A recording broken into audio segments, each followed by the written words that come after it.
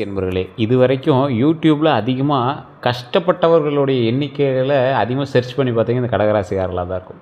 மருத்துவ ரீதியான விஷயங்களாக இருக்கட்டும், குடும்ப ரீதியான விஷயங்களாக இருக்கட்டும், பண ரீதியான விஷயங்களாக இருக்கட்டும், இந்த கடகராசிக்காரர் தான் வாழ்க்கையில் மிகப்பெரிய கஷ்டத்தை அதிகமாக பார்த்தவங்க. உலகத்தில் ரொம்பவும் நல்ல மனசு கொண்டவர்கள் யார் தெரியுமா?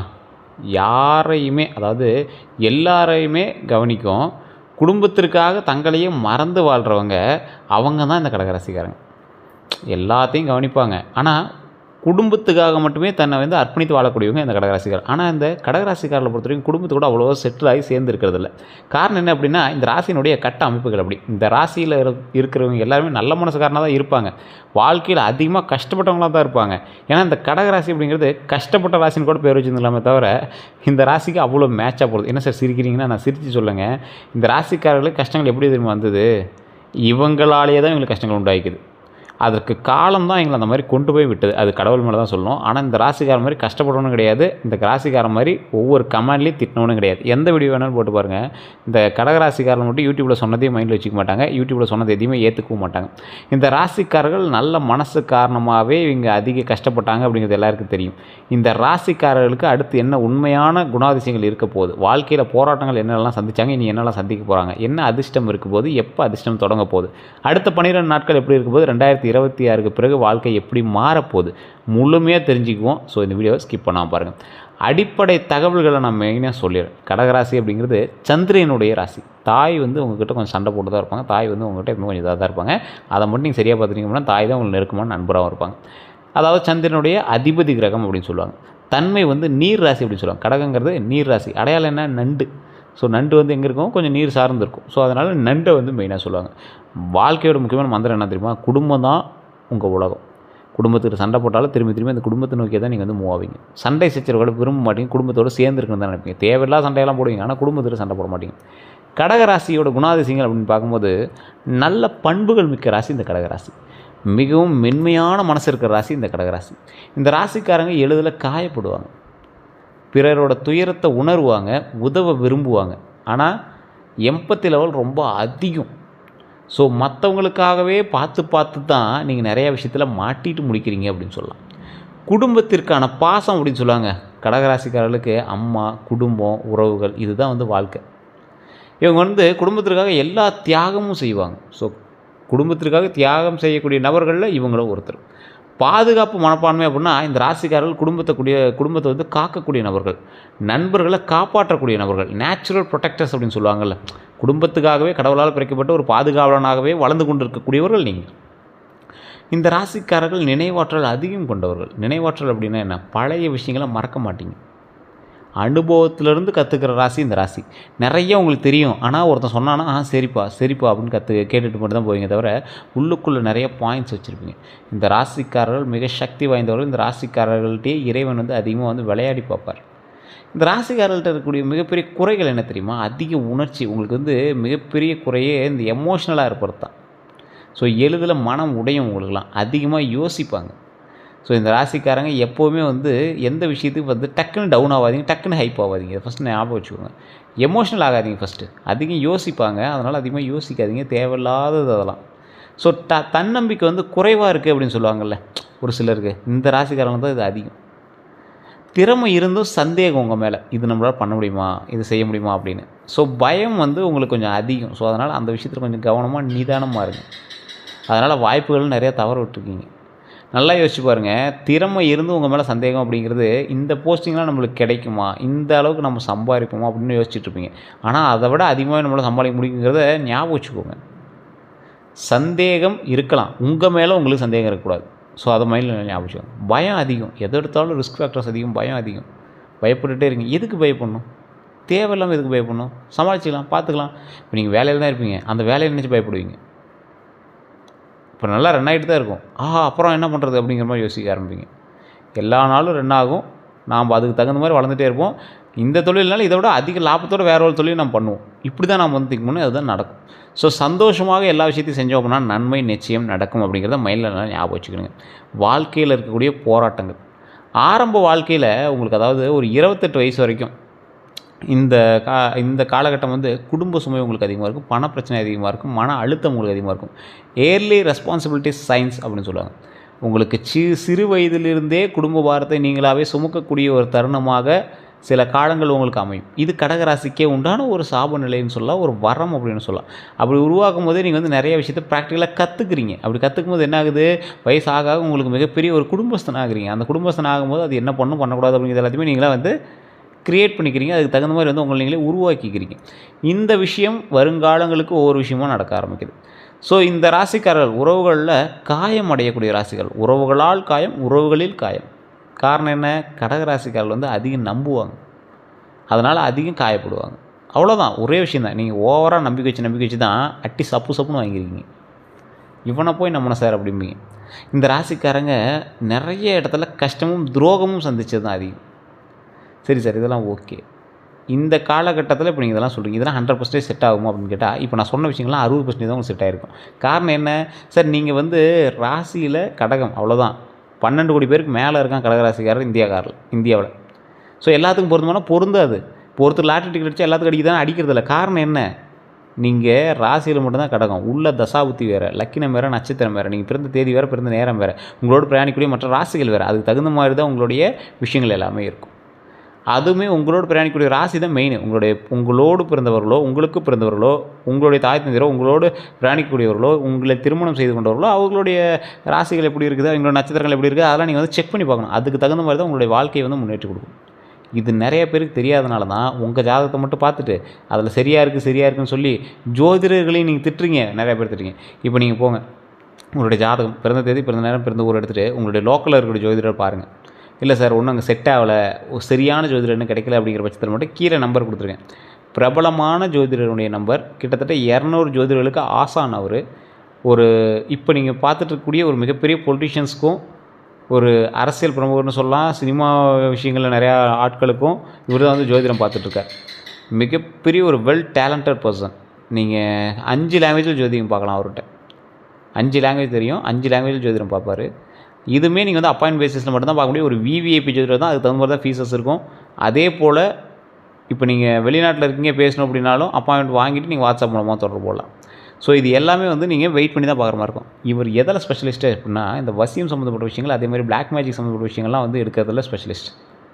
அது உங்களுக்கு இருக்கா இல்லையான்னு கண்டுபிடிக்கிறதுல ஸ்பெஷலிஸ்ட். ஸோ அந்த மாதிரி விஷயங்கள் எல்லாத்தையும் வந்து A to Z கம்ப்ளீட்டாக கிளியர் பண்ணி கொடுத்துருவார். அந்த மாதிரி ஒரு பர்சன். உங்களுக்கு வேணும் அப்படின்னா ஜஸ்ட் கால் பண்ணி நீங்கள் வந்து பேசி தெரிஞ்சிக்கலாம். இதுவுமே நான் முன்னாடி சொல்கிறேன், ஒரு விவிஐபி ஜோதிடர் தான், அப்பாயின்மெண்ட் பேசிஸ் தான் பார்ப்பாங்க. நீங்கள் வெயிட் பண்ணி பார்க்குற மாதிரி தான் இருக்கும். இந்த ராசிக்காரர்களுக்கு உறவுகளில் காயம் அப்படின்னு சொல்லியிருந்தேன்ல, நம்பினா கெடுவீங்க, காயப்படுவீங்க அப்படின்னு சொல்லியிருந்தேன். நம்பிக்கை இருக்குது, ரொம்ப க்ளோஸ் ரிலேட்டிவ் சார் அப்படிம்பீங்க. ஆனால் அவங்க மேலேயே நீங்கள் வந்து நம்பிக்கை இருக்கிறது கொஞ்சம் யோசிச்சு தான் இருப்பீங்க. இவங்ககிட்ட ஏன்டா டென்ஷன்ரா அப்படிங்கிற மாதிரிலாம் இருப்பீங்க. கொஞ்சம் பொறுமையாக இருங்க. இந்த காலகட்டம் உங்களுக்கு பொறுமைக்கான ஒரு காலகட்டமும் மைண்டில் ஞாபகம் வச்சுக்கோங்க.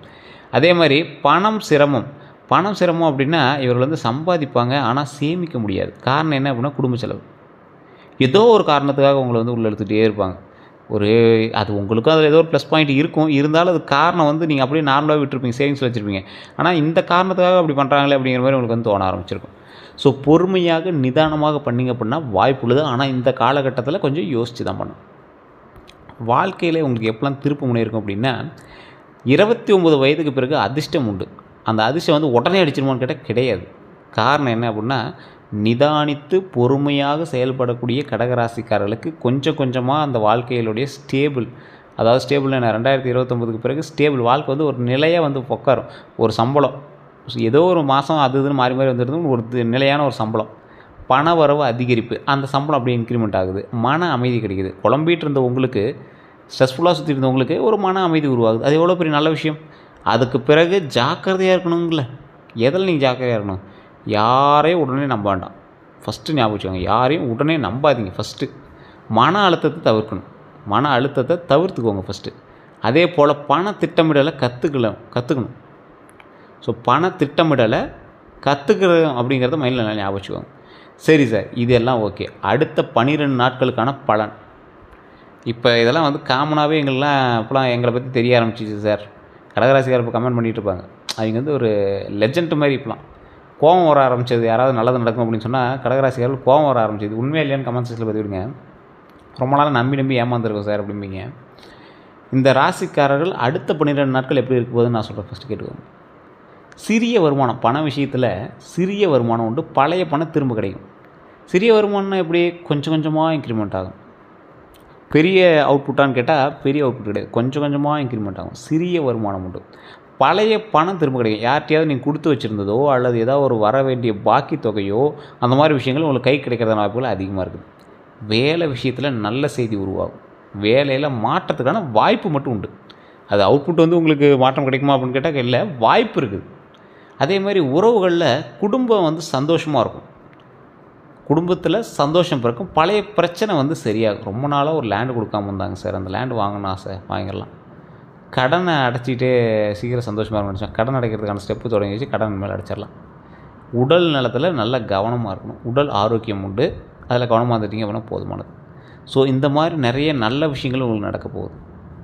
உடல் ஆரோக்கியம், பழைய பிரச்சனைகள் எல்லாமே சரியாகும். இருந்தாலும் உடல் ஆரோக்கியத்தில் கவனமாக இருந்துக்கோங்க, அவ்வளோதான். நல்ல விஷயங்கள் தான், ஒன்றும் பிரச்சனைலாம் வராது, கவலைப்பட வேண்டிய அவசியம் கிடையாது. 2026 தமிழ் புத்தாண்டு பிறந்த பிறகு நிறைய பேருக்கு சில முக்கியமான காலகட்டம் எது அப்படின்னு கேட்டுட்ருப்பீங்க. 2026லேருந்து 2030 வரைக்கும் குரு ஆதரவு உங்களுக்கு உண்டு. வாழ்க்கை வந்து உயர்வு. குரு ஆதரவு இருக்குது அப்படின்னா வாழ்க்கை உயர்வு. இது வந்து நான் பொது பலனாக தான் சொல்கிறேன், நல்லா தெளிவாக தெரிஞ்சுக்கோங்க. பொது பலன் கடகராசிக்காரருக்கு எப்படி இருக்கும் அப்படின்னு கேட்டால் ஒட்டுமொத்தம் 12 கோடி பேருக்கு சொல்லலாம். குரு உயர்வு, குரு ஆதரவு, வாழ்க்கை உங்களுக்கு உயர்வு, ஒரே பாயிண்டில் சொல்லலாம். எப்படி சார்? அப்போலாம் இல்லை சார் அப்படின்னு கேட்டால் உங்களோட ஜாதகத்தை தான் பார்க்கணும். ஜாதகத்தை பார்த்தா தான் உங்களுடைய மேனுவல் புக் என்ன, நீங்கள் உங்களை உருவாக்கும் போது உங்களுக்குன்னு ஒரு மேனுவல் புக்கு கொடுத்துருப்பாங்க. இது இப்படி தான் பயன்படுத்தணும், இந்த காலகட்டத்தில் இப்படி தான் இருக்கும் அப்படின்னு ஒரு மேனுவல் புக்கு கொடுத்துருப்பாங்க. அதுக்கான அசசரிஸ் உங்களுக்கு என்ன, இது சார் இது காப்பரில் செஞ்சது, வெயில் தாங்கும் சார், இது கடகராசிக்காரர் கவலைகளை தாங்கிப்பார். அதே மாதிரி இது வந்து ஒரு மலையில் தாங்குகிற அளவுக்கு ரெசிஸ்டன்ட் மெட்டீரியல் சார், இது வந்து ஆயிலிய நட்சத்திரம், குடும்ப பிரச்சனை எல்லாத்தையுமே தாங்கிட்டு இருக்கும். அதே மாதிரி பூச நட்சத்திரம், குடும்ப பிரச்சனை எல்லாம் தாங்கிட்டு இருக்கும். இந்த மாதிரி ஒவ்வொரு ஒரு ராசிக்கு இந்த மாதிரி ஒரு ஷெடியூல் மாதிரி உங்களுக்கு ஒரு ராசிக்கு இப்படி இருப்பாங்க, கட்டத்துக்கு இப்படி இருப்பாங்க, தசாபத்துக்கு இப்படி இருப்பாங்க. அந்த மாதிரி ஒவ்வொரு பாயிண்ட்டுக்கு ஒவ்வொரு விஷயங்கள் இருக்குதுங்க. அதுக்கு தகுந்த மாதிரி தான் நீங்கள் வந்து நடந்துகிட்ருப்பீங்க. அதுக்கு தகுந்த மாதிரி தான் உங்களோட வாழ்க்கையில் நடந்துகிட்ருக்கும். நிறைய பேருக்கு இப்போ ஆன்மீக ரீதியான சில விஷயங்கள்லாம் தெரிஞ்சிருக்கும். ஜோதிட ரீதியான சில விஷயங்கள் எவ்வளோ மாற்றங்கள் ஏற்படுச்சு நீங்கள் இப்போ உங்களுக்கு தெரியாமலாம் கிடையாது, தெரிஞ்சிருக்கும். அதை வச்சு நீங்கள் ஈஸியாக கண்டுபிடிச்சிடலாம். ஸோ அதனால் குரு ஆதரவு, வாழ்க்கை உயர்வு, இது வந்து காமனாக சொல்கிறேன். உங்களுக்கு செட் ஆகுமான்னு நீங்கள் ஜாதகத்தை பார்த்தா தெரிஞ்சுக்கணும். தொழிலில் சிறந்த துறைகள் வந்து மருத்துவம், கற்பித்தல், அரசு வேலை, உணவுத்துறை, ஹோட்டலு. 2026க்கு பிறகு தொழில் வளர்ச்சி உங்களுக்கு உண்டு. இந்த துறைகளில் நீங்கள் இருந்தீங்க அப்படின்னா சிறந்த துறைகளாக உங்களுக்கு இருக்கும். இன்னொரு டைம் கூட சொல்கிறேன், ஞாபகம் வச்சுக்கோங்க. மருத்துவம், கற்பித்தல், அதாவது ஆசிரியர், அரசு வேலை சம்மந்தப்பட்ட விஷயம் ஸ்டெப் எடுங்கன்னா கன்ஃபார்ம் உண்டு. உணவுத்துறையில் இருக்கலாம், ஹோட்டலில் இருக்கலாம். இந்த மாதிரி விஷயங்கள்லாம் உங்களுக்கு நல்ல ஒரு உயர்வு தரும். கல்வி சம்மந்தப்பட்ட விஷயத்தில் உயர்கல்விக்கு வாய்ப்பு உண்டு. வெளிநாட்டு யோகம் கண்டிப்பாக உண்டு. இந்த டைம் நீங்கள் வெளிநாட்டுக்கு ஏதாவது ஸ்டெப் எடுக்கிறீங்க, வெளிநாட்டுக்கு போகணுன்னு பார்க்குறீங்க, இல்லை உயர்கல்வி சம்மந்தப்பட்ட விஷயத்துக்கு ஸ்டெப் எடுக்கிறீங்க, இல்லை 12th முடிச்சுட்டு காலேஜ் போகிறதுக்கு ரெடி ஆகிறீங்க, இந்த மாதிரி எந்த விஷயங்கள் பண்ணிங்க அப்படின்னாலும் வாய்ப்புகள் 100% நன்மையை நோக்கிய உண்டு. ஸோ அதனால் ஸ்டெப் எடுத்தீங்க அப்படின்னா சக்ஸஸ் அப்படிங்கிறது தெரிஞ்சுட்டே நீங்கள் ஸ்டெப் எடுக்கலாம். இருந்தாலும் கொஞ்சம் நிதானமும் பொறுமையும் தேவை. இப்போ நான் சொல்கிறது பொது பலன்கிறத மைண்டில் ஞாபகம் வச்சுட்டு பாருங்கள். உங்களோட தனிப்படையான விஷயங்கள் வேறு மாதிரி வரலாம். தசாபுத்திகள் இப்போ நல்ல விஷயங்கள் கூட தசாபுத்திகள் ஒவ்வொன்றும் ஷேக் பண்ண ஆரம்பிக்கலாம். அதெல்லாம் செக் பண்ணிட்டு தான் நீங்கள் வந்து அடுத்த ஸ்டெப் பார்க்கணும். திருமணத்திற்காக வெயிட் பண்ணிட்டு இருக்கக்கூடிய கடகராசிக்காரர்கள், சிறந்த காலம் 2026லேருந்து 2028க்குள்ளேயே உங்களுக்கு வாய்ப்பு இருக்குது. இந்த டைமில் நீங்கள் வந்து இப்போ ஸ்டெப் எடுக்க ஆரம்பித்தா கூட இந்த டைமுக்குள்ளே நீங்கள் திருமணம் நடந்துருக்கும். உங்களுக்கு நல்ல துணை கிடைக்கும். கடகராசிக்காரெல்லாம் அற்புதமான துணை, நல்லா அப்படியே ரொம்ப உங்களை வந்து கையில் தூக்கி வச்சு பார்ப்பாங்க. அப்படி அந்தளவுக்கு உங்களை வந்து அவ்வளோ சந்தோஷமாக பார்த்துக்குவாங்க. தலை மேலே தூக்கி வச்சு கவனிச்சுக்குவாங்க. அந்த அளவுக்கு ஒரு அற்புதமான ஒரு துணை கிடைக்கக்கூடியது இந்த கடகராசிக்காரர்களுக்கு. கடகராசிக்காரர்கள் வந்து ஒரு எப்படி சொல்கிறது, ஒரு கிளியர் பேப்பர், ஒயிட் பேப்பர் மாதிரி. அந்த ஒயிட் பேப்பரில் எழுதக்கூடிய ஆள் நீங்கள் கல்யாணம் பண்ணுறவங்க தான். அவங்க தான் வந்து உங்கள் ஒயிட் பேப்பரில் அழகாக கையெழுத்து போட்டு ஹார்ட் சிம்பிள் போட்டு அப்படியே அன்பு குறி போட்டு ஒரு ஹாப்பி ஸ்மைல் போட்டு விடுவாங்கன்னு வச்சுக்கோங்களேன். ஸோ அந்த மாதிரி ஒரு லைஃப் வந்து திருமணம் ஆன பிறகு தான் நீங்கள் வந்து சந்திப்பீங்க. சார் கடகராசிக்கார் திருமணம் ஆனவங்க பார்த்துருப்பீங்க, அப்படிலாம் ஒன்றும் தெரியலையே சார் அப்படிம்பீங்க. பொறுமை, நிதானம். உங்களுக்கு தெரியாதுங்க, உங்களை சுற்றி இருக்கவங்களுக்கு தெரியும். அவன் வந்ததுக்கப்புறம் தான்டா வளர்ந்து வந்தான் அப்படிங்கிற ஒரு விஷயம் அவங்க கூட இருக்கிறவங்களுக்கு தான் தெரியும். ஸோ அந்தளவுக்கு கடகராசியோடு இணையக்கூடிய ராசி பயங்கரமாக தூக்கி விடும். அது நிறைய பேர் தெரியறதில்ல. அதேமாதிரி குழந்தை பலன், குழந்தை யோகம் வந்து கண்டிப்பாக உறுதியாக உண்டுங்க. குழந்தை யோகம் கண்டிப்பாக உண்டு. குடும்ப சந்தோஷமாக இருக்க போகுது. குழந்தைக்காக ரொம்ப நாள் வெயிட் பண்ணிட்டீங்க அப்படின்னா இதை கண்டிப்பாக நோட் பண்ணிக்கோங்க. குழந்தைக்காக வெயிட் பண்ணியிருக்கீங்க. பழனியில் இருக்கக்கூடிய திரு ஆவினங்குடின்னு இருக்கக்கூடிய கீழே ஒரு கோயில் இருக்குது பார்த்தீங்கன்னா, அதை வணங்கிட்டு மேலே கூடிய பழனி முருகர் வணங்கிட்டு வாங்க. பழனியில் பாலதண்டாயுத பண்ணி வணங்கிட்டு வாங்க. குழந்தை வேலைப்பெருமனை வணங்கிட்டு மேலே வந்து பழனி பாலதண்டாயுத பண்ணி வணங்கிட்டு வாங்க. மிகப்பெரிய யோகம் உண்டு. குழந்தை பேர் இல்லாதவங்க குழந்தை பேர் உண்டாகும். அதே போல் எப்போ ஃப்ரீ டைமாக இருக்கீங்களோ மேல்மலையனூர் அங்காள பரமேஸ்வரி அம்மன் கோயிலுக்கு போய் வழிபட்டு வாங்க. குழந்தை பேர், திருமண விஷயங்கள்லாம் ரொம்ப ஒரு ஆப்டான கோயில். குழந்தை பேருக்கு மட்டும் அந்த கோயிலுக்கு மட்டும் பல லட்சம் பேர் வருவாங்க. அவ்வளோ ஒரு பவரான கோயில். கண்டிப்பாக போய்ட்டு வாங்க. அதே போல் பண யோகம் வீடு வாங்கக்கூடிய யோகம் உண்டுங்க. சேமிப்பு அதிகரிக்கக்கூடிய யோகம். 5000 10,000 சேமிப்பு நீங்கள் எடுத்து வைப்பீங்க. சார் 5000 10,000 எவ்வளோ பெரிய அமௌண்ட், அதை இன்னும் சாதாரணமாக சொல்லுங்கள். அந்த அளவுக்காவது உங்களோட பட்ஜெட்லேயே நான் சொல்கிறேன், மினிமமே அவ்வளோ வர ஆரம்பிச்சிடும். அப்போ மேக்ஸிமம் எவ்வளோ லாபம் வரும் அந்த மாதிரி யோசிச்சுக்காங்க. அதாவது சேவிங்ஸ் வந்து அதிகப்படுத்த ஆரம்பிங்க. உடல் நலத்தில் கவனமாக இருந்துக்கோங்க. மன அழுத்தத்தில் கொஞ்சம் கவனமாக இருங்க. வயிறு பிரச்சனையில் கொஞ்சம் கவனமாக இருங்க. தூக்க குறைவு இல்லாமல் நல்லா தூங்கி எழுந்திரிங்க. அது வந்து உங்களுக்கு மெயினான ஒரு விஷயமா சொல்கிறோம். இந்த ராசிக்காரர்கள் ஒரு 28 வயசு வரைக்கும் சிரமமாக இருக்கும் உங்களோட வாழ்க்கை. 29 45 வயசு வரைக்கும் வளர்ச்சியை நோக்கி போகும். 45+ உங்களுக்கு அமைதியான ஒரு நல்ல நிலை உண்டாகும். கவலைப்படாமல் நீங்கள் வந்துருக்கலாம். இந்த ராசிக்காரங்களுக்கு ஒரு நல்ல விஷயம் சொல்லணும் அப்படின்னா, முதல்ல தியாகமாக இருக்கும். நீங்கள் பண்ணுறது எல்லாமே மற்றவங்களுக்கு விட்டு கொடுக்குறது, இந்த மாதிரி விஷயம் தியாகமாக இருக்கும். பின்னாடி தான் உங்களுக்கு வெற்றி உண்டு. கொஞ்சம் பொறுமையாக இருந்தாலும் வெற்றி கண்டிப்பாக உண்டு அப்படிங்கிறது ஞாபகம் வச்சுக்கோங்க. நல்ல மனசு எப்போதும் வெல்லும் அப்படிங்கிறது உங்களுக்கு கண்டிப்பாக பொருந்தும் அப்படிங்கிறத ஃபிக்ஸ் பண்ணிக்கோங்க. நீங்கள் நல்ல மனசுக்காரர் சார், நல்லதான் சார் நடக்கும். உங்களுடைய ஜாதகத்தை செக் பண்ணி பாருங்கள் சார், உங்களுக்கு நல்லதாக நடக்கும். உங்களுக்கு ஜாதக ரீதியாக செக் பண்ண போனால் கீழே நம்பர் கொடுத்துருக்கோம். அந்த நம்பருக்கு ஃபோன் பண்ணுங்கள். உங்களுடைய ப்ராப்ளம் ஏதாவது சொல்லி சால்வ் பண்ணிக்கோங்க. அதே போல் இது நம்ம சேனலை ஃபாலோ பண்ணால் ஃபாலோ பண்ணிக்கோங்க. நம்ம சேனல் சப்ஸ்கிரைப் பண்ணால் சப்ஸ்கிரைப் பண்ணிட்டு அதில் பெல் பண்ண மறக்காம ப்ரெஸ் பண்ணிக்கோங்க. அதில் ஆல் அப்படின்னு கிளிக் பண்ணிக்கோங்க. பேஜை ஃபாலோ பண்ணிக்கோங்க. ஃபேஸ்புக்கில் பார்த்துருந்தீங்கன்னா இது உங்களோட கடகராசி நண்பர்களுக்கு கண்டிப்பாக பகிருங்க. எல்லோருக்கும் நன்றி நண்பர்களே.